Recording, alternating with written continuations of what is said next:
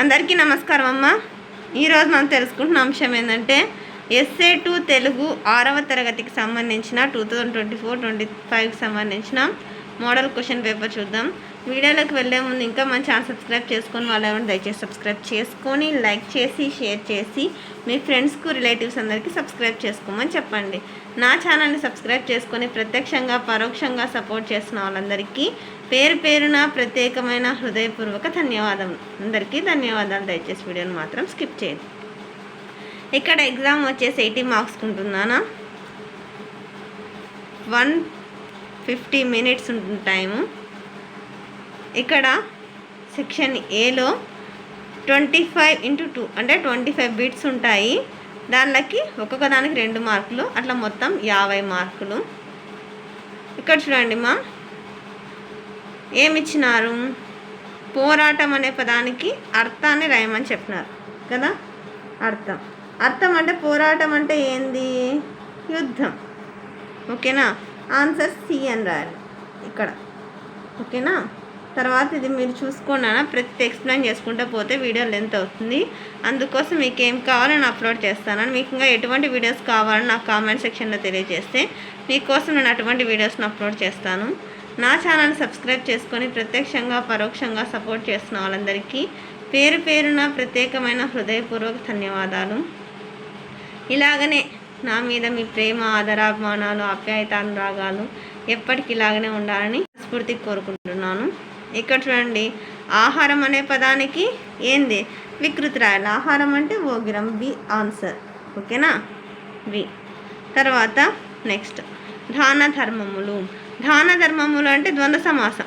దాన మరియు ధర్మము, దానమును ధర్మము. ఓకేనా, తర్వాత వాత్సల్యం అనే పదానికి ఏం రాయాల, అర్థాన్ని రాయాల. వాత్సల్యం అంటే అర్థం ప్రేమ, ఆన్సర్ సి. తర్వాత క్రింది వాక్యాలలో గీత గీసిన పదము ఏ విభక్తియో రాయండి. లోన్ లోపలన్ షష్ఠి విభక్తి కదా, కిన్కున్ యొక్క లోన్ లోపలన్ షష్ఠి విభక్తి, ఆప్షన్ డి ఆన్సర్. తర్వాత ఇక్కడ చూడండి, క్రింద ఇచ్చిన వాక్యము ఏ వాక్య రకములకు సంబంధించినదో తెలపండి. తల్లి నిండు నూరేళ్ళు సుఖ సంతోషాలతో ఆనందంగా జీవించు. ఇది ఆశీర్వాదార్థక వాక్యం, ఆశీర్వదించేది కాబట్టి ఆశీర్వాదార్థక వాక్యం, ఆప్షన్ సి ఆన్సర్. తర్వాత 11వ క్వశ్చన్ నెంబర్, క్రింది వాణిలో ఇత్వ సంధికి సంబంధించిన పదాన్ని రాయండి. పుట్టిన ప్లస్ ఇల్లు, పుట్టినిండు. చూడు, లేనప్పుడు, లేని ఎప్పుడు కదా, ఆప్షన్ డి. ఇక్కడ క్రింద ఇచ్చిన పదాన్ని గమనించి సరైన పద విచ్ఛేదనాన్ని వివరించి. వినకేమి అంటే వినక ప్లస్ ఏమి, వినక ప్లస్ ఏమి, ఆప్షన్ సి ఆన్సర్. తర్వాత 11, జాగ్రత్తగా స్క్రీన్ షాట్ తీసుకోండి. నేను ప్రతిదీ ఎక్స్ప్లెయిన్ చేసుకుంటూ పోతా అంటే వీడియో లెంత్ అవుతుందన్నా. మళ్ళీ చెప్తున్నాను, మీకు ఇంకా ఎటువంటి వీడియోస్ కావాలో నాకు కామెంట్ సెక్షన్లో తెలియజేస్తే మీకోసం నేను అటువంటి వీడియోస్ని అప్లోడ్ చేయడానికి ప్రయత్నం చేస్తాను. ఇక్కడ చూడండి, సద్గుణాలు కలిగే సద్గుణాలకు ఏంద్రాల వ్యతిరేకం అంటే ఏంది, దుర్గుణాలు, ఆప్షన్ డి ఆన్సర్. సద్గుణాలు అంటే వ్యతిరేకం ఏంది, దుర్గుణాలు, ఆప్షన్ డి. మంచి గుణాలకి చెడ్డ గుణాలే కదా వ్యతిరేకము. తర్వాత ఇక్కడ చూడండి, అలవాటు డాష్ శుభ్రంగా ఉంచుకోవాలి. ఏంది, ప్రపంచవ్యాప్తంగా అందరి ఉదయాన్నే వాటిని దంతాలను శుభ్రంగా చేస్తారు. తర్వాత క్రింది వాక్యాలలో పదం ఏ సరైన విగ్రహ వాక్యం రాయాల. ఇక్కడ నవరత్నాలు అంటే 9 సంఖ్య కలిగిన రత్నాలు. ఓకేనా, తర్వాత చూడండి, క్రింద ఇచ్చిన 2 వాక్యాలను కలిపి వచ్చే సంయుక్త వాక్యాన్ని రాయండి. శ్యామల హైదరాబాద్ వెళ్ళింది, శ్యామల ఉద్యోగంలో చేరింది. శ్యామల హైదరాబాద్ వెళ్ళి ఉద్యోగంలో చేరింది. ఓకేనా, శ్యామల హైదరాబాద్ వెళ్ళి ఉద్యోగంలో చేరింది. తర్వాత ఇక్కడ పేరాగ్రాఫ్ ఇచ్చినాడు, పేరాగ్రాఫ్ని స్క్రీన్ షాట్ తీసుకున్నానా, అర్థమవుతుందా. పేరాగ్రాఫ్ని స్క్రీన్ షాట్ తీసుకుంటే దీనికి సంబంధించిన కింద ప్రశ్నలు ఇస్తారు.